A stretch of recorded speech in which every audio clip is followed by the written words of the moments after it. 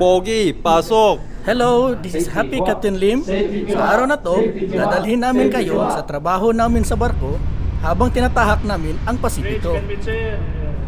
Si tersyero opisyal ay chinecheck ang mga fire detector sa bodega namin.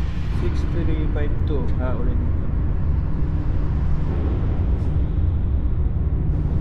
Sa bridge naman, si Segundo ay gumagawa ng mga papeles na mga required sa opisina.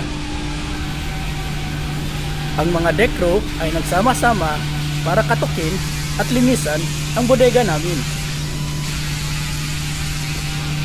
Unang-una, tinatanggal nila yung kalawang, tapos winawalisan, tapos pipinturahan.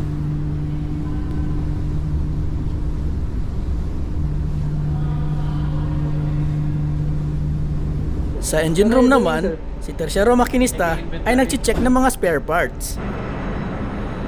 Si number 1 oiler naman ay nagfa-fabricate ng mga pipe gamit yung mga makina sa engine room.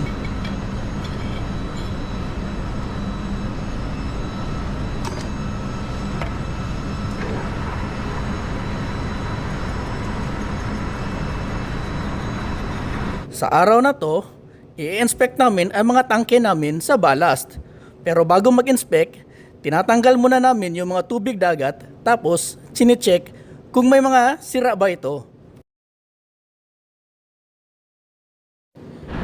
Yung mga makinista naman ngayon ay gumagawa ng paglilinis ng engine room bilge holding tank.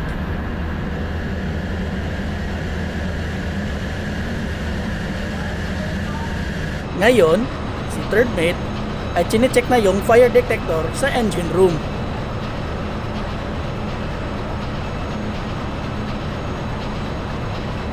Sa araw na to, i-check namin yung freshwater tank namin. At titingnan namin kung may mga kalawang ba ito, madumi o may mga sira. At kung meron man, ay i-repair namin natin ito.